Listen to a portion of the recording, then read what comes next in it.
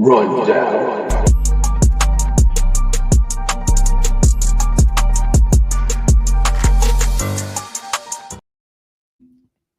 Hey, what's going on, everybody? John Anthony, Chair Shot Sports. Reunited, and it feels so good. Gents, what's going on? For those of you that usually watch the show, Jesse B's usually my co-host, joins me. Obviously, all of us have work and other stuff to do, so this is awesome. The boys are back in town, baby. What's going on, guys? Not much. I Awesome. mean, I was just live on these same feeds a little over an hour or so ago. So, it's great. It's great. Double dose of me tonight. That's it. Pulling double duty. Yeah. Awesome. So Raw, again, another 2.5. I feel like 2.5 hours is the sweet spot to me. I think this is awesome that it doesn't go all the way to 11, but 10:30 is just like right there where you want it to be. I like that. like that's good for me. Not too much, not too little. I'm gonna get used to that though. I think we were talking before we came on air when because I'm used to anything in Georgia because obviously they were in Atlanta for the show tonight, and the whole Made in Georgia with the peach went up, and just to let everybody behind the curtain a little bit. As soon as I saw that, I left my living room coming up to get set up for this because I'm like, okay, well, there's the Made in Georgia thing. The show's over where they're going to end with Cody getting kicked in the face, and then I come here and I hear something in the background. I'm like, oh wait, the show's not over. What the hell? Yeah. So I was going to scramble and hear the promo. Yeah, same thing. I was streaming it, and because for those of you that were watching Suds News earlier, I did have it on my iPad on mute, so I was watching it while I was recording, and then towards the end, I turned the volume up and I watched. I saw the end of the Drew and Sammy match, and then Cody getting kicked in the face, and then the Made in Georgia came up, and then they go back to the promo. So I'm like, okay, well, maybe this was only supposed to be like the dark promo, and then they ended up to continue to stream. So I'm like, shit, just keep it going. I know. I was like, maybe he's gonna cut a promo like in hometown, like off camera, and then we'll see like some vignettes or something. We'll see it on YouTube down the road. So right. Awesome. So great Raw. Again, I've loved Raw on Netflix so far. Nothing has really changed except for obviously the presentation, which has been amazing. The drone stuff is great. I love the new entrance. I love everything about it. I think it was a great Raw going into the Royal Rumble for Saturday. It was awesome. It kicked off. Seth Rollins opens the whole show, kind of getting his feels, talking about how great he is. He's be focused again after losing to Punk. And out comes Gunther, baby, the world heavyweight champion, to pretty much be like, hey, man, I hope you win because you're going to come up against me and just you'll be looking up at the lights just like everybody else, knowing you can't touch me. So that was good. And then Logan Paul finally makes his debut on Netflix on Raw, obviously declaring that he's going to be in the Royal Rumble.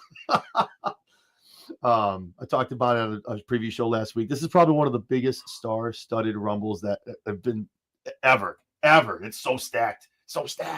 It's so hard to pick a winner. It's been great to build. I know. What were you guys' thoughts of the promo that went down with Seth, Gunther, and Paul? Go ahead, Vinny. Well, I was just watching it with the captions because I was recording, so I didn't get a chance to really listen to what was going on. Mm-hmm. But I did get a chance to. But I did see. I like seeing the mix of main eventers, that they have. They're able to pick and choose who they have, whether it's Seth, Gunther, Punk, Logan, Drew, Roman. They have just a plethora of people that they can put in and out. There's, there's not just 2 or 3 guys that are carrying it. It almost does, and I know people make the analogy all the time. It almost does seem Attitude Era-esque, where everybody has a story and everybody has a reason to why they want to win the Rumble. And it's just fantastic seeing the different mixtures of guys that are in those promos, in those, just action-packed segments. Yeah, I agree with that. Absolutely. And I'm glad you go in first because I remember you saying you were watching it on mute. Watching the captions, were the captions able to catch Logan Paul say anything? Did it actually have captions for Logan Paul or no? It did. It had all the captions. I didn't see Okay. anything really missed. That was worse than course. Dom Mysterio heat. Yeah. Wow. And that's why I was asking, because the reaction that we heard on TV for the sound up, you couldn't hear a word. They were booing him so loud. Gunther actually was cracking up. Gunther was laughing his ass off. He thought it was hilarious. Whoever, whether it's predictive text like AI, with you see some of the, or whether somebody's backstage typing it, I was curious if they were even able to pick some of it up, because it was hard to hear him on the TV. At this point, I think it's all AI. But even the way that doing it, they had everything. They had breaking it down almost like a script. Seth says this, Gunther says this, Logan says it, and I couldn't catch all the words or anything. I couldn't pay that much attention to it, but it did. They could have very easily, during Logan Paul's section, just had boo like through the whole thing, and that would have been appropriate too. Booze rain down. Yeah, booze continuously rain down. And Seth in the background laughing. Yeah. There was a point, literally, Gunther kind of just went one of these. He was just geeking. He thought it was hilarious, man. So that was awesome. Logan Paul is back. Now he's on Raw. He's going to be in the Rumble. Obviously, it's WrestleMania season. He's back, and he's going to be back in the fold for something. And, of course, they go to CM Punk. Quick interview. Hey, everyone's going to feel bad. The only person that's going to have a good day is me in the Rumble, this, that, and the other. Runs into Sammy. And then, obviously, Sammy walks away from Punk. Punk runs into Karrion Kross. I love the character that Kross is playing right now, kind of just biding his time until the time is right for him to be that singles guy and have a storyline. Kind of just being like the pot stir, the straw that stirs the drink, if you will. He's the puppet master behind the scenes. And it was the fact that, did you see how quick to when he's watching him walk away, and then the Cody thing, he turns around, sees Cody, goes, "Whoop," and then he moves, gone. So Kross fed into a door like he was never there. I like the mystique they're building behind this guy. I love it. Well, look at how they had going back to SmackDown. The Wyatt Six were moved to SmackDown, and then the Miz finds himself moved to SmackDown as well, and now Miz is all by himself. Yeah. And Karrion pretty much is taking credit for that. He's like, "Yeah, have fun with that, buddy." Exactly. And then obviously, a lot to talk about in this match, but our first match is a World Tag Team title match for the Raw titles. War Raiders taking on Judgment Day, JD, and Rey Mysterio, Dominic Mysterio. Prayers up to JD. If you didn't see the spot, go catch it on YouTube. Go check it. That man was 6 inches away from seeing some nasty stuff on live television. I literally immediately, my wife stopped what she was doing. Like, it was, like, you saw the ref look right at Dom. Like, we gotta check out JD. Yeah. Before we get into it, it's weird that Michael Cole even he stopped. He's like, "No, I'm not kidding. We need somebody to check on him." Yeah, he said that 2 or 3 times on commentary. Like, that was wild. And I guess what reports are, after the match, he got to the back, right past that part of the diode. He collapsed right on the floor, right outside Gorilla. So hopefully, players, seriously, to finish the match after taking that bump. I don't care if his neck's okay. That shit hurt. That hurt, man. The velocity of that neck snap was crazy. But the match itself was awesome. War Raiders retained. What are your guys' thoughts on the match? Not only that, but one of the moves in the match after that was he took a knee to the back of the head from Eric. It was like a reversal of a backbreaker or something like that. And you could see JD lay back. So that was the planned spot. And he hits him square in the back of the head. And not to mention all the other crazy stuff they did. It was a great match. Yeah, I agree. Dom and JD, no flack to either one of them on their wrestling ability. I know everybody gives them hell about their characters because they're annoying and that's what they're supposed to be. But good Lord, those two are the future of WWE in that ring. And holy crap, that's awesome. There's even a spot too. Something happened with JD. And you saw him drop on his knees on the ring. Didn't move. Yeah. I'm like, somebody should check on that man. Please tell me he's not knocked out. Vinny, what are your thoughts? I have to say, I really like how they're doing more of a sports-based presentation to Raw now. On even actually to Raw and SmackDown, because you have legitimate Joe Tessitore, legitimate sports broadcaster, and then the way that Michael Cole had like you said, calling this match and you got to check on them. It's like a legitimate sporting event, and it's because I did catch a little bit of Pat McAfee at one point saying somebody was healing because he was the good guy or the bad guy or whatever, and they're taking the shrouded secrecy that was pro wrestling and kind of not exposing it, but treating it like a legitimate sport. And I love it.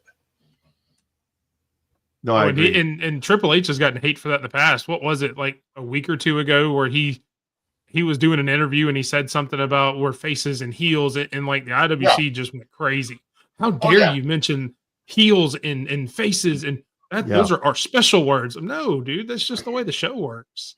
And it was in the context of the interview, he was saying people aren't dumb. We don't treat you like you're dumb. You know what's going on. You know it's scripted. You know it's predetermined. We're just here to present it to you. And that's kind of, I think that's once TKO got in, I was like, that's where you're looking at UFC style fights. Like don't get me wrong. I appreciate kayfabe. I appreciate, keeping the mystique alive. But there's certain aspects of the presentation that should be kept as a legitimate sporting event. Yeah. Agreed. Then we go in the back and another backstage promo. Pete, don't call me Butch Dunn, runs into Ludwig Kaiser. They're talking about, hey, we got to show this new guy what's going on. I saw you get your ass kicked out there. And the New Day, the Boo Day, apparently now named by Pat McAfee, comes over. Right, guys? And just don't even the heels want to screw with these guys. It's so this. I really hope there's a nice little ending to this. Like they go on some nice little run because, dude, they're like the leopards in the backstage right now. It's crazy. I love it, dude. And that feeds into the match against Rey Mysterio. And before we get into that, breaking news: Zelina Vega is now traded over to SmackDown, no longer in the LWO. It's funny. It's like there's the reason she's getting moved. I don't know why. Maybe because of the Rumbles. I don't know. Maybe an entry or something. I don't know. They had to get something. They had to get something for Bayley. I mean, it's a fair trade, right? Zelina versus for Bayley. That's fine. Yeah, they had to do send something. her back to be with Andrade. Yeah, right. Huh? Or whoever comes. Or anybody else that may show up. I like Andrade could be a thing. After they get done teaching the dark arts to somebody else. I'm telling you, that's got to be him. I'm telling you. That's they're playing it up way too much at this point. That's 2 weeks in a row they've mentioned the words dark arts. Yeah. That leads right into the Rey Mysterio Xavier Woods match. Xavier's family didn't show up apparently, or were late getting there, as we find out. Great match, man. I love Xavier Woods. I think he was never used properly for so long, being just the trumpeter and just being like the hype man. I feel like he was never used the right way. The man is yoked. He's always been in phenomenal shape. Now is such a great time to see him showcased. I mean, he's been over there for a long time. I mean, I'm sure he has a little bit left long. He's getting long in the tooth. But I think he could have a really, really good singles run if him and Kofi don't end up working out. They do that little singles thing. So they go crazy. The family shows up. They got New Day sucks shirts. Pisses off Xavier. Those shirts are fine. We're probably going to do a giveaway for that. And then just like Kofi's family turned their back on him, he gets in the ring, takes a 619, and Ray drops a dime on him for his troubles. 1, 2, 3. Ray wins. What are you guys' thoughts on the match and all the stuff that happened in the middle of it? I gotta say, the New Day is more interesting now than they've ever been, in my opinion. I was never a fan of New Day. As soon as they started this heel turn, and even when they were doing this stuff with Odyssey Jones in August and kind of building up to it, and I know the crap surrounding that, and they had to do a reset and everything. But when they turned on Big E, it was like, finally, like, nothing against Big E, nothing against the thing, but the gimmick was getting stale. Yeah. So, they're interesting. I think that Xavier Woods is very underrated as a wrestler. So, having him now being able to show a lot more character work has been great. And Kofi has never really been a true heel. So, they had, when New Day started, it was a heel faction, but it wasn't this nasty heel, I'm entitled to XYZ, you know, and all this. I'm loving it. And, you know, the fact that they're playing into the New Day sucks thing and they're getting booed out of the building, the passion of the fans is what's driving this. And that's all there is to it. I agree. Mike? Yeah, and that's the only reason they were late getting to their seats is there was a long line at the merch table behind all those New Day Suck shirts. So they were in the arena on time. It just took them forever to get the new shirts. That's all it was. But yeah, I mean, seeing Xavier Woods, and Xavier Woods especially, because like you said, Kofi's had a good singles run. He's had a long singles career, got put with the New Day and kind of revitalized his career for a little while. And I've always been a big fan of the New Day. I was glad they took this turn because I think they needed some refreshing. Especially ever since Big E left, the Big E was kind of the glue that held the original New Day together. Just his presence and his vibrance and everything else kind of made the New Day the power of positivity that it was. So I think them really having this refresh will kickstart a new era for them. But letting Xavier Woods have matches like this, good Lord, that man is awesome. I mean, walking around, and I get it, it's Rey Mysterio. He's a lucha. Walking around with a dude up in a suplex position, that's hard to do no matter who you got up there. Yeah. And just walking around the ring like it's nothing. I mean, like you said, the dude's jacked, and he's one of the better professional wrestlers on the roster that you never get to see because he's always one of the most entertaining guys. I mean, he was great as the trumpet guy and then the trombone guy because he was entertaining as hell. But getting to see him actually go more in the ring and kind of have this more heel character, kind of back to some of his TNA days and things like that before he really got into WWE.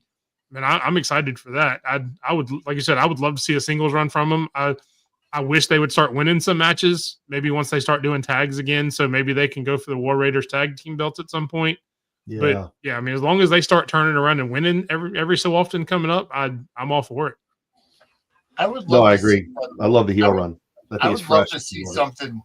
I would love to see something with the New Day where, because of how they're being treated by, let's say, the Raw locker room, then they start kind of like touring the different locker rooms, especially now with the partnership with TNA. I would love to see New Day go over to TNA and be like, "We're not appreciated on Raw. Let's try them and go for something. Let's really use this partnership to their advantage." Okay, I like that. Ooh, taking on the Hardys too. Uber faces, Uber heels. Oh, take my money. That'd be a damn good match, man. I like that. As long as they don't go to SmackDown, because SmackDown's full of heel tag teams right now. Yeah, I was glad A-Town Down. I'm glad A-Town Down Under got moved over to Raw. I actually mentioned on our show Thursday that they needed to get moved, and just because you need some more face tag teams there. Hopefully, Fraxium gets to go to SmackDown, and once they're done. But yeah, Raw definitely needs some more heels, and SmackDown definitely needs some more face tag teams. No, I agree. I was going to say, yeah, SmackDown needs to give some up and give them to Raw and give some to NXT, and then help out TNA too. Like they can afford to give up a couple. Yeah, I wouldn't mind seeing Pretty Deadly move over too. Hopefully, they're going to have like a loser leaves town match with DIY or something like that, or Motor City Machine Guns, and let them go over to Raw too. They could use with a change of scenery as well. Not to get off the subject of Rob, I feel like people just don't get Pretty Deadly. I feel like people just don't get the gimmick, and it's like it's funny. Like that's what. Oh yeah, and they're awesome wrestlers. I think it's a rehash, but toned down of like Billy and Chuck.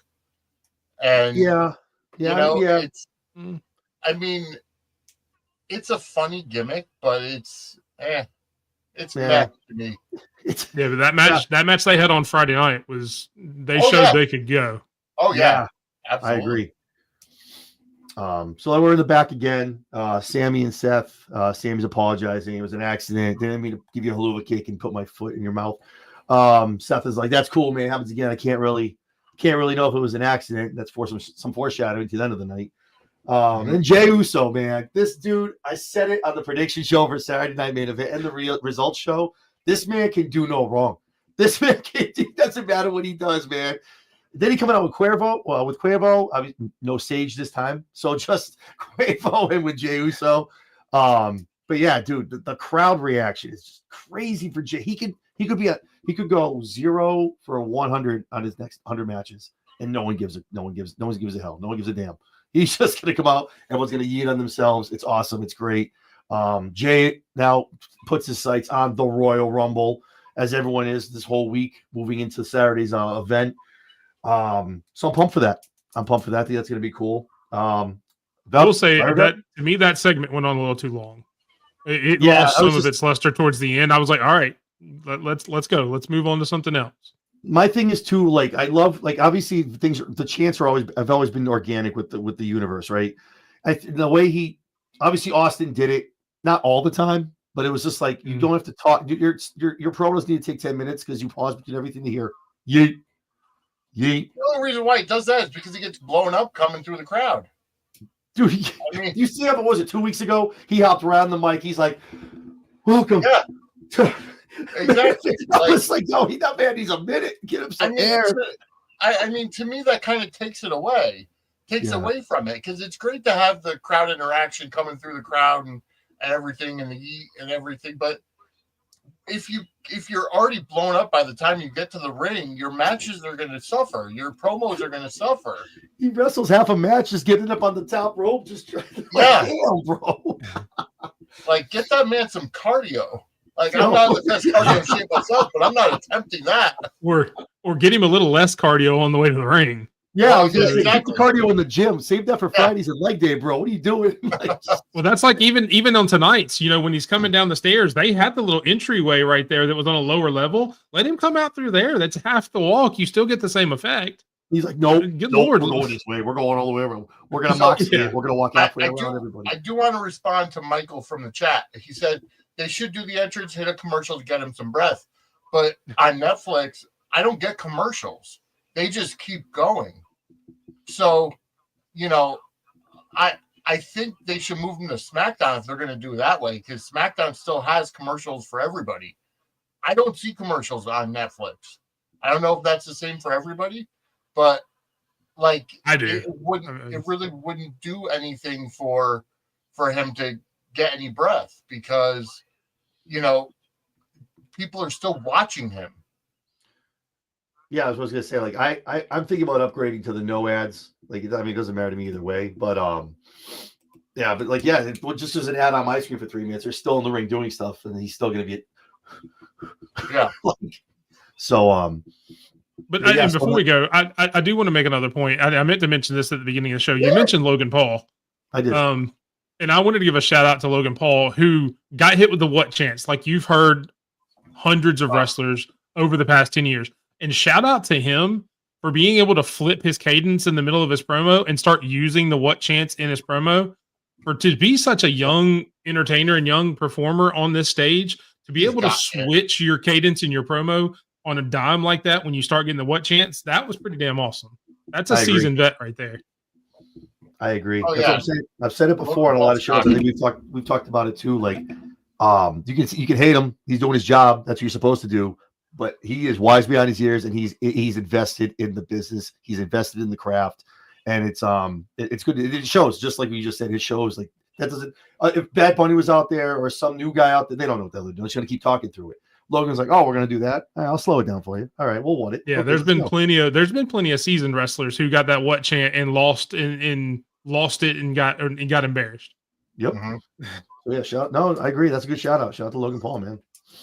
And then Lyra Vicarious backstage as well, your new women's intercontinental champion. Good to see her on TV. Talking about when she's going to defend it. Talking about she's declaring herself for the Royal Rumble. She's going to be in the Royal Rumble too. For those guys, I say that because if you guys must remember when The Rock had his promo like way back when he was like, "This guy's entering the Royal Rumble," just everybody. So we walk away from that. Chad Gable moves over with American Made. Obviously, Ivy Nile and her setting up a little rivalry. They walk away. They run into Alpha Academy. Chad Gable kind of berates them and walks away. I just feel like they're never like he's always going to be tied to them. I feel like at some point he's going to go back. At some point, like down the road, he's going to like, sorry guys, like I don't know. He's always tied to them. Every other week they're always doing a promo together. So. Talking about somebody who needs to change the scenery. Alpha Academy needs to move, or either them, Alpha Academy, or American Made need to split them up. I'm done with it. I'm tired of it. You're already done with American Made? No, with them together, like okay. American Alpha and American Made going at it. Like no. Okay, American okay. Made, I still love them as a faction. I would like to see them wrestle more, and especially the Creed brothers, especially and Ivy Nile. Love Ivy Nile, but I'm tired of the interaction with Otis. Let them go their separate ways. Like I just said, SmackDown needs some more face tag teams. Let American Alpha go over there and have a face run as a faction over there, and let it be done. They can go up against DIY and be fodder for them and do whatever they want to do. Have fun, like the same characters they've been doing. But let American Made go off and stay on Raw and have a decent run where they actually get some real matches instead of the gimmick matches against American Alpha and all that. I want to see them actually wrestle as good as they are. Oh yeah, absolutely. And I really feel like there's so much potential with American Made. You're right. The Creed brothers are natural. If you can take what the Steiner brothers were in the 90s, I think that's what the Creed brothers are now. Good comparison. It's a very good comparison. That's a good comparison. And I good. really feel like at some point you put Brutus Creed up against Braun Breaker, and maybe even if you get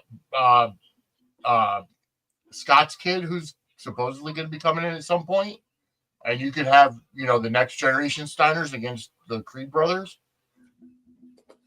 It's funny you say that. Do you guys follow Scott Steiner on X, by the way? Oh yeah.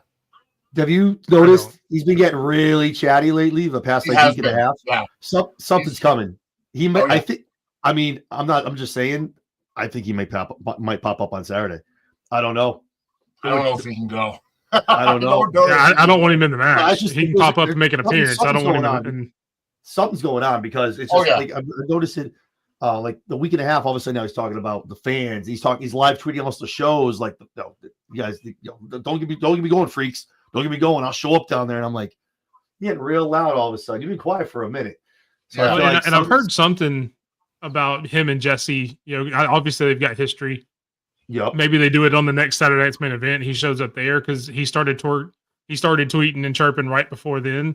Maybe he comes back as the next guest for Saturday night's main event. Him and Jesse Ventura have an argument or something just to play into that. I don't know that I want to see him this Saturday. There's too much other big stuff going on and too many big, like you said, big names in both Rumbles and people coming back and too many moving parts. I don't want somebody like Scott Steiner on Saturday.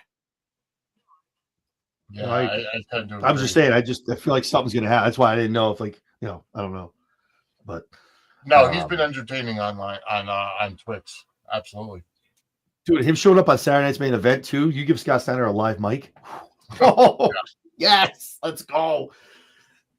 Then we have another match. We got Liv Morgan and Raquel Rodriguez taking on Naomi and the EST non-title match. Good match. It was a good match.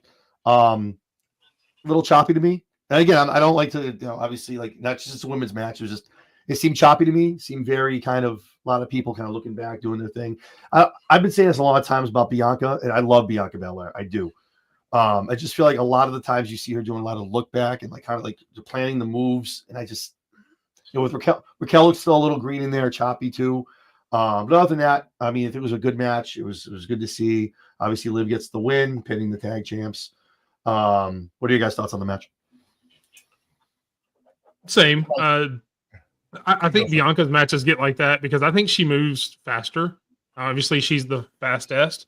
Yep. I mean, I think that's more true than a lot of people give her credit for. And I think sometimes her looking back is because she has to slow herself down in order to hit spots with other people because she knows other people aren't as fast as she is. Yeah. So I kind of give a little bit of a pass to some of that just because I know to me, that's why it's happened. Obviously, I've never been in a wrestling ring. You guys see me. I'm not in shape. I can't take a bump. None of that. But just from watching it for years and years and years and I guess studying it, for lack of a better term, that just seems to be what it is. Because when she's in there with other people that are a little faster, like a Rhea or a Charlotte or somebody like that who's more experienced and who can keep up with her, there's not near as much of that. But it was an okay match. I mean, you get the return of Dom coming out to help her, I guess, making up for trying to reunite with Rhea Ripley a couple weeks ago, whatever. Yeah, she looked pretty happy with the win there, him helping out. So she looked pretty happy. I think that was his little help. Yeah, a little peace offering. Yeah. So hopefully, I mean, who knows? I'm not sure what we're doing with the women's tag team titles at this point. I'd go ahead and give it to Lash and yeah. I was gonna say it's nice to see him going down to NXT. Obviously being on CW, they're hot right now, man. The ratings are really getting up there. They're looking good. But it's good to see them going there. Maybe they drop them there. I just think those titles should move a little more. Like what? You know what I mean? I don't want to see them be hot potatoed, but just there's a lot of women's tag teams. Let's make it. There's no problem having a 90-day run and giving up the titles to somebody. Nothing wrong with that. There's also not enough established women's tag teams, like where you have like the Motor City Machine Guns or DIY or War Raiders, in the in the men's division for tag teams. You don't have those established women. It's like the women's tag teams are kind of just thrown together. Bianca and Jade were thrown together. Jade gets attacked, which I still say was Bianca. I agree. And now it's Bianca and Naomi. Well, it's even Jade, Lash and her tag team partner, they're actually in a faction. So they've been together. But they need to have more established women's tag teams if they're going to truly establish this women's tag team championship. You've got Damage Control. They're like one of the very few established women's tag teams. I mean, for shits and giggles, you could put Liv and Raquel as an established tag team because they've been together for quite a while now, even though Raquel was injured. Former champions. And there's history. I was just saying, they were champions. Yeah. There's history there too with them being tagged. So get the titles off of Bianca and Naomi. Obviously, it's going to come when Jade comes back at the Rumble, hopefully, and then Jade will probably cost him the belt. Jade's going to cost him the belts, leading to Jade and Bianca at WrestleMania. Yeah, and then Michael even says that in the comment, Jade coming back to cost them both. And I think it's actually going to come out now that it wasn't just Bianca, that this was a plan for both Bianca and Naomi, and they both did it together. It was more of a collaborative effort. I thought it was just going to be Bianca at first too, but Naomi's played into it a lot more than I thought she would. So I think it'll actually end up being both of them. Like they were tired of Jade, outshining them, getting all the spotlight, things like that, because they're the established veterans and she's the rookie. It's going to be something sort of like that. And she's going to end up coming. And I don't know that she'll cost them the titles. I don't want her to cost them the titles. I want Lash and Jakara to beat them clean. And then maybe she comes in at the Rumble and eliminates them both. And then you take that story on from there. There you go. But I really want Lash and Jakara to win because it puts jeopardy on every match. Because they're still an NXT team. So no matter who you put them up against, whether it's, you talk about Damage Control when anybody comes back. I know I heard Asuka may be coming back soon. Unfortunately, Dakota Kai, again, prayers up. She apparently got a concussion last week. So she's apparently out now, which is a whole nother story. And so really it's only Io Sky right now, which Michael also mentions in the comment that it's just kind of her. Once they come back and you can put some other tag teams together and it would seem like there's a little bit of jeopardy because they're not the dominant force that Bianca and Naomi are in Lash and Scar. So it puts more on the line when they're facing with some other tag teams and then it lets them build up. So it would just be a really good device to bring out a lot of new talent to put it on Lash and Jakara and let them go to between all the brands. They've already been on all three. So they've already got that kind of a pop and that establishment for all three brands. That would be the perfect time to do it this Tuesday, tomorrow night in Atlanta on NXT. It puts more eyeballs on NXT on the CW because you've got your champions changing right before the Rumble. And it makes too much sense to me. See, that was my thought process. Why I thought exactly that. It's almost like they paraded them around to Monday nights, the Friday nights. So when you see these faces again as champions, like, I remember. Oh yeah, those are the girls. That's why I really think this is the match where they're gonna lose the belts because they're like, hey, you see these people? This is who they are. This is why. Now when you see them again, the champions, okay, they can find them on Tuesday nights and they're everywhere else. So I think that was kind of the key fact for me. Like, I think this might be the one. So, awesome. Where are we at next? Cool. Rhea Ripley's in the back, cutting her promo, talking about being beat up. It was a hell of a match with Nia. Bayley pops up. Hey, if I win, I'm going to see you. Coming for you. And then obviously Bayley turns around like she sees Io Sky which makes sense because now without Dakota Kai, now Io kind of has to do the singles thing. She's like, I'll see you Saturday. So I know we're going to talk about tomorrow. We're getting together to talk about the Rumble. These Rumbles are going to be amazing. And I think there's a reason why there's only 4 cards on the match. I mean, four cards on the whole event, because these Rumbles are going to get their time to breathe, and there's going to be some really, really good cinema on these matches. So I'm excited for it. I think it's going to be good. Paul Heyman. I agree, Michael. I agree, Michael. Nia and Rhea were money on X today. Like with the Rico. This you? Yeah. Touch the butt. Love it. Penta declares he's in the Royal Rumble. That's going to be amazing to see that man in that match. That'll be good to see. And to no fanfare whatsoever, Paul Heyman starts walking to the ring, gets on the mic, starts talking about Roman being the one behind the one. We finally get the unveil. I think we all saw for a while that cat kind of get let out of the bag. Roman is the cover athlete, cover wrestler for 2K25 WWE. Great move. What are you guys' thoughts on? Have you guys seen the other covers during Netflix? There's a Bloodline cover.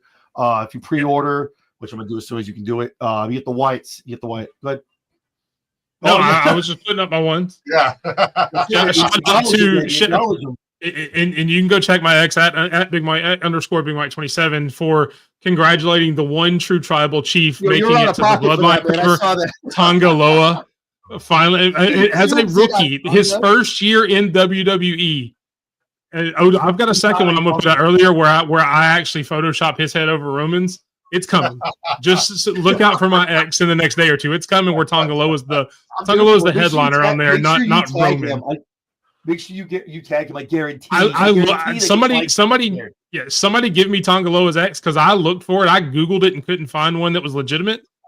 I would have done it tonight. Trust me, if I'd have found it. So if anybody knows what it is, please tag us in the comments. Tag me at _Big Mike 27 on X. Please tell me what Tonga Loa's X is, because when I will 100% put him and Roman on there. I want all the smoke. I was just saying, call me a street prophet. Roman on there, put Paul on it. Oh yeah. That's and definitely tag WWE 2K. They love that kind of shit. They love that. Oh yeah, they got the hashtag on the post I did earlier. They got the smoke. Yeah, so that was awesome. Great to see. I think I got to figure out which version I'm going to buy, either the Undertaker or the Bloodline. It's going to be tough. And I did hear that they're actually going to have that open universe with the Island of Relevancy, and I don't even know what the hell that means, but it is going to be for consoles only. But I'm looking forward to it. I mean, WWE 2K is the only game I buy all year, unless I want to update my MLB game. But outside of that, it's the only game I buy all year. So it's like I buy the top of the line version. It looks great. The graphics look fantastic. I want to see the improvements over 24. So I think that's the biggest thing too with 2K, man. They really are listening to what the people want. I know obviously Paul and TKO are saying the same thing. Listen, if this is what they want, put the blood in there. Put the mixed gender matches in there. Let's just do it. It's a video game. I don't like the intergender. I believe intergender and blood are intergender and something else is back. According chain to wrestling. Michael says chain wrestling's back as well. Yeah, it has something to do with they're going to change the rating. It's like, but yeah, they're listening to everything that people want. They want an open universe. There you go. Get your own damn island to go to. So I think it's going to be a great game. But I agree the same way. Like, what do I buy? Do I buy the Bloodline or the Undertaker? The universe modes are going to rock. Either way, man. And I'm sure, the showcases are going to be amazing. So it's going to be cool. Like players like John. Do me a favor. Turn around. Turn your head. Look at the wall behind you. Just buy them all. You've got them. You look at all the stuff you've already got. Just buy all the covers and post them all. You've got it. It's. Come on, man. And remember, guys, this is TV side. You can't see hard cam. Like, you don't know this. You can't see the shit I got over here. You got more belts than Mercedes Moné over there. I mean, good lord. Hey, listen, don't do that. That's gonna come and drag me. Don't do that, man. Don't do that. You mean your hard cam side isn't empty like AEW's? Wow, What happened? What there was it that? is. Your hard cam side isn't empty like AEW's. As a matter of fact, I'm the only one in here, just like AEW Collision tapings. So I'm just the only one in here. Me and Jess joke around all the time. If you guys, obviously, if you're watching us, you watch the channel. Me and Jess do the lowdown with me and Jesse V. And I joke around all the time that we get more views than any collision show that they do on a given basis. So obviously Paul's out there. Here comes Drew McIntyre. Obviously has a match with Sammy. He comes out there, calls himself the daddy of the bloodline. Thoughts, please. I'm daddy of the bloodline. He's the hunter of the bloodline. I don't know about the daddy of the bloodline. Your thoughts? I mean, it makes sense with Drew and his character, just to throw some weird shit out like that, just to get it to stick. You see Paul's face? Yeah, He's like looking him up and down. and I'm sure it'll trend in sometime in the next week. It'll trend on X at some point, just because his Twitter game's too good. He'll make it work somehow. Daddy. But yeah, it was funny as hell. I mean, I love how they went back to the very beginning, back in 2020 or whatever, where he's the one that started the bloodline because he's the one that made Paul. Yeah. If he had never beat Brock Lesnar, Paul would have never been in obscurity to help Roman Reigns. It was pretty deep cut. It was nice. Oh yeah, you know what? Now that does make sense. The daddy of the bloodline. That does make sense. When he took it there, I went. Yeah. Again, Drew being a jackass and being an ass, but he kind of has a point. Yeah. Yeah. And again, this is some of his best work, man. He just needs to keep being him. Just don't change. Drew, don't ever change. Just keep doing this for as long as it works, man. I love this. So obviously, Paul leaves. He says, "Hey, tell your boy I'm coming. Oh, I'll tell my tribal chief." No, not that guy. CM Punk. Tell him I'm coming for him. And it looks like on the kickoff show on Saturday, that's an exclusive interview with CM Punk talking about this favor that he's going to cash in on Roman Reigns. I'm sorry, with Paul Heyman. So that should be cool to see if he gives any kind of breadcrumbs as to where that's going. So then Drew gets his match with Sammy.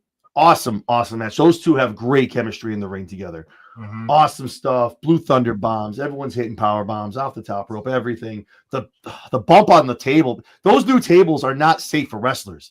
Like Drew just scraped his entire back like all the way down. Like, dude, like, these aren't your dad's announcer's tables.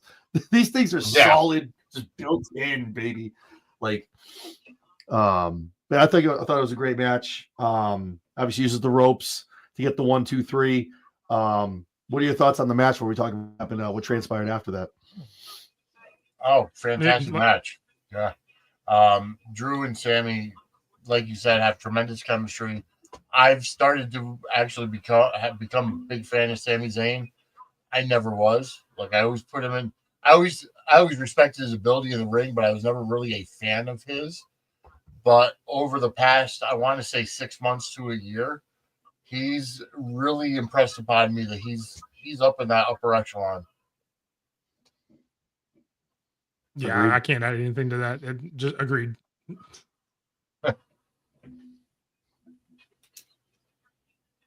Sorry, stealing your thunder there. So obviously, I was like, where'd everyone go?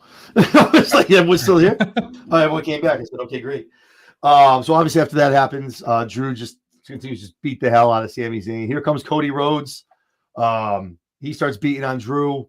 That becomes a tag team. Here's Kevin Owens out of nowhere.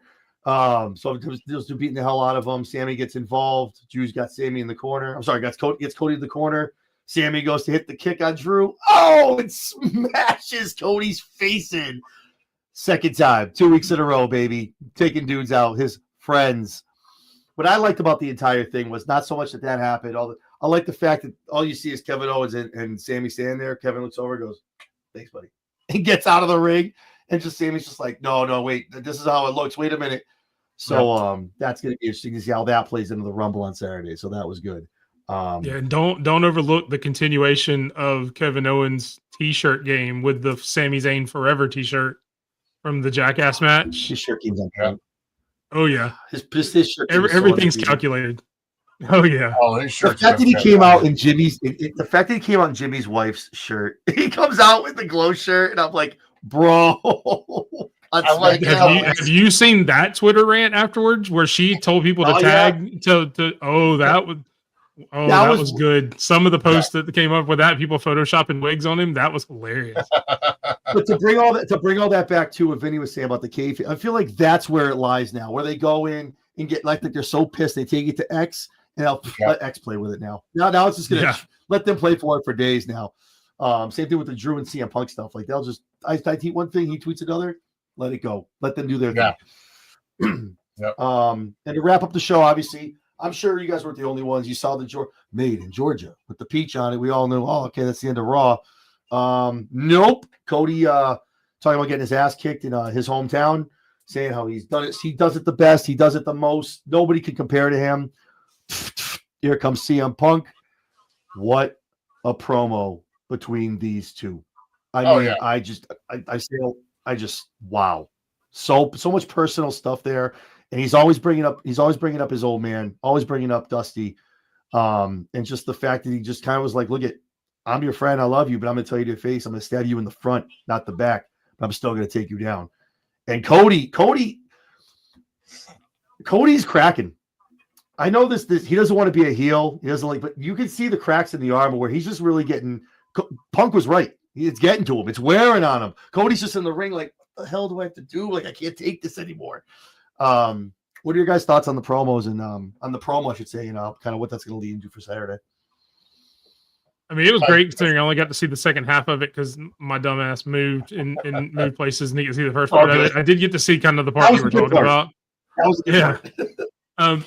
But I don't necessarily think Cody has to turn heel. I like the fact where you have the face kind of have a little bit of edge to him and a little bit of tweener to him.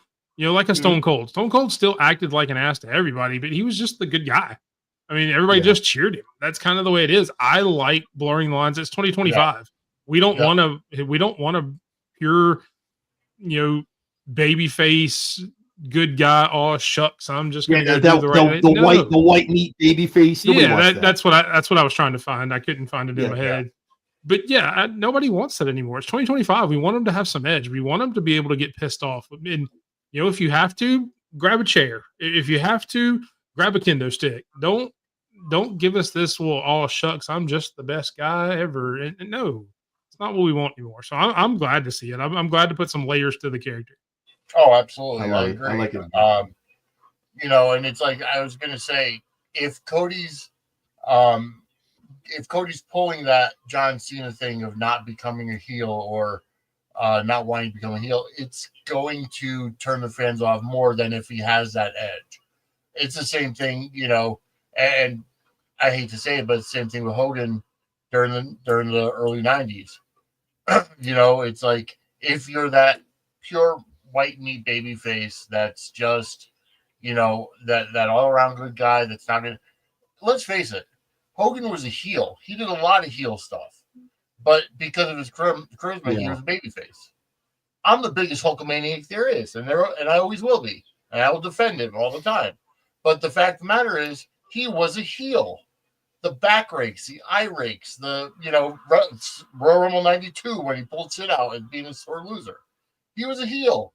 But because of his promos, he was still a babyface, and people got tired of it.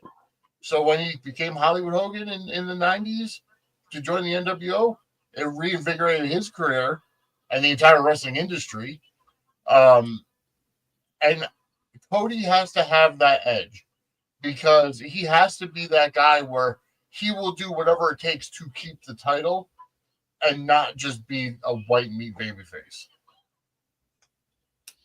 And I'm liking it. I agree with both points. I mean, I know in AEW he didn't want to turn heel, even though the crowd pretty much made him a heel. But I also agree to Mike's point too. I don't want to see full heel. You can't never go full heel. But I want to see like maybe almost some Paul Heyman-esque, right? Maybe the hair is getting a little darker. Maybe the suit's a little disheveled. Maybe he's coming out with a couple buttons off, right? Maybe he's he's cracking. Maybe he's just again the edge. But you know what? I'm done with maybe it comes out it's just something regular, not the suit. You're like, what's wrong with Cody? Where's your suit, man? What's going on? Hair's starting to get a little darker. You're like, what's going on with your blonde hair? That kind of thing. And I think that was a little bit tonight. You saw that, especially the way he was talking to Punk. You definitely saw that. Like, he was talking kind of weird, but I get it because you're supposed to see you saw him getting his ass kicked. I get that. But I liked his tone, his demeanor, and his cadence. That's the kind of Cody I want to see. Just kind of very determined and just kind of not dark, but just like kick your ass, dude. Like Cody's always, hey, what do you want to talk about? And now it's like, nah, man, I'm done with this. I'm done with you. I'm done with everybody. And the way him and Punk ended it with the stare down, cinema. Now I need those two to fight at WrestleMania. I need to see it. But it's gonna be. We'll talk about more about that our Rumble show. But yeah, I think it was an awesome go home show for the Rumble for Saturday. Yeah. So yeah.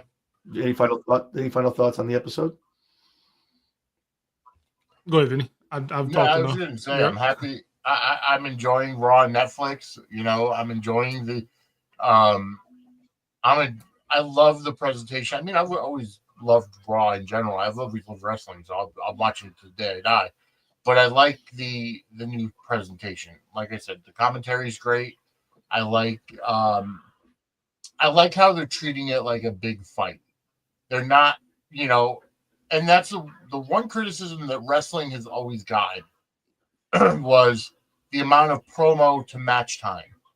I like having the promos because it pushes the stories forward. That's what professional wrestling is. It's stories. It's soap operas. Yep. I should know. I do both. Soap operas. I was going to say, if anyone knows that, it's you. But, yeah. It is. It's, it is a soap opera with more action, with more athleticism. And that's what you watch wrestling for. It's not about the in-ring product. The in-ring product has to be good. But unless you can really tell a good story with the in-ring product, you need those promo times. And to have the matches actually mean something, that's what's so great about the new style. With the PLEs only having 4 or 5 matches on them, you don't need to have 13 matches for a 4-hour show. People get tired of that because, especially if you have no story. 4 matches, let them go a half hour each. Give us the packages in between that get you to the part that show the feud from. It's like treating it like a big fight, and I'm loving it. Awesome, Mike. Yeah, to an extent. I mean, I'll actually take the opposite point of that. I love stories. I love the promos and everything like that. But I even said something watching the show tonight to my wife as we were watching. I was like, there hasn't been a lot of wrestling on this show. Even tonight, it was a great show, but I'd like to see a little bit more wrestling on my wrestling show. I mean, there needs to be a happy medium. Oh yeah, I don't want 10 matches, all of them going 20 minutes and doing all that. No, but I would like to have seen maybe one less promo and one more match in this, just to kind of even it out just a little bit. Mm-hmm. Maybe cut Jey Uso off with 5 less minutes and have a 5-minute match in there just to showcase a younger talent or something. Maybe an intercontinental contender match or something to build something like that up for the women's intercontinental match or something. Just something else to further a story in the ring instead of behind in backstage. That's all. That's my only really real critique about it. Mm-hmm. Awesome. No, you hit. That was my point. I like how they're doing it backstage now. No entrance to come to the ring. It takes 5 extra minutes. It's just her back there. Hey, so I'm here with so and so. What are your thoughts? Like, just very quick. Get a 3-5 minute promo out. Go. Don't do the 6, 8, 7 minute entrance in the ring. Then the whole thing. Go to a commercial break. So, but I agree. Maybe 1 or 2 more matches. But I do. The one defense I have for that. Jesse says it all the time. Too many commercials. I fell asleep before one of the matches. This is a weird time when they did the Netflix thing. 1, I feel like obviously Royal Rumble, everyone needs to declare. So they need to get everyone on their 3-minute mic time. 2, do they? I think. Well, that was a critique. I mean, there was like no women declared for this match. It was like 2. It was Bailey. Nia. Yeah, it was like, who else is going to be in this match? Yeah. Charlotte. I mean, not from last week, but I mean, and I think these next 3-4 months, 3.5, are going to be a lot of backstage stuff, building this. But like Vinny said too, show me a vignette, cut a package, 30 seconds. Penta was perfect. Done. Cool. We go on. That's it. Let's move. So yeah, I agree. But I think a little more wrestling. But I think overall the presentation, the cadence has been great. I think. Can I just say I love how everybody is declaring themselves for the Royal Rumbles. I love the fact, like I said, I love the fact that everybody is declaring themselves for a specific reason. The reason, obviously, is to win. And Logan Paul tonight said something that made the most sense in the world that nobody's ever said. He said, I don't have to eliminate 29 other guys. I have to eliminate one other person. Because if you come in at whatever, number 15, number 20, whatever, the only person you have to eliminate is that last other person in the ring with you. You don't need to go through 29 others. Miz did that greatly every year, sliding back in when there's like 2 people left. Miz did that to a T. Same thing with Jerry Lawler. Jerry Lawler hit under the ring for almost damn near the whole Royal Rumble back in the 93 or something. It was like you honestly forgot about him, and then all of a sudden, oh wait, he was under the ring the whole time. Awesome. Well, I think it was a great match. Obviously, those of you watching, we're going to promote it on X. The 3 of us will be getting together tomorrow, talking about the Royal Rumble, talking about our predictions, talking about how we see everything going down. So definitely stay tuned for that, for what times and things like that. So for those of you that normally watch the show and see me and the prettier other half of mine, Jesse B, where can we find you, Vinny? On No, you're beautiful too. I'm just saying. I feel like a lot of people too did. They were like, wait a minute. 3 2s. Wait, what had happened was. So Vinny, if no one's seen, where can we find you on your socials? I'm at Vinny Suds for Twix, and my Facebook is Vinny Suds as well. At Suds Media on Twix and Blue Sky. And then just visit our website, suds-media.com. On Patreon and buy me a coffee as well. So everything is Suds Media or Suds and Squared Circle Media.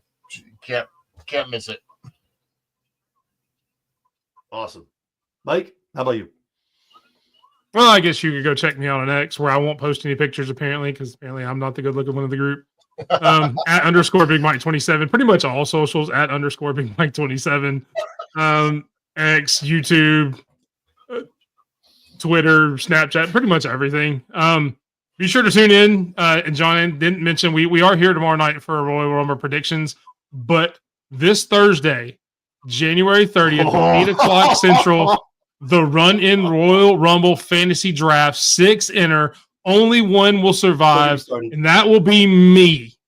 Big Mike of the Run-In Wrestling Podcast will be number 1 in the Royal Rumble fantasy draft. Book it right now. You know what I can tell you? I can guarantee you that Sped's going to lose that crown. That's the one thing I can guarantee is going to happen. Damn right. That's the one thing I can guarantee, baby. So they put it on for that shelf right over here. Where I'm going to put it. I think I might just put it right here instead of this big gold belt. Just put it right here. So obviously for you guys that watch me all the time, obviously me, Mike, Vinny, and Jesse, who's on her cruise, we do this almost every day, every week, talking wrestling, WWE, TNA, AEW, the whole 9. As you can see on the banner, do the thing, like, subscribe, comment, all of our pages. Also hit that bell for any notifications for all the interviews, all the prediction shows, and all the shows that we have on a daily basis. So guys, thank you for having a bros night. And I can't say you're the prettiest out of the group, because then you know the flack I'm going to get when Jesse comes back home. I don't want that. We're not at any barbecues. I don't want any smoke. Awesome. So for Vinny, for Mike, I'm John Anthony. Guys, it's been a blast. And we'll see all of you tomorrow night when we talk Royal Rumble.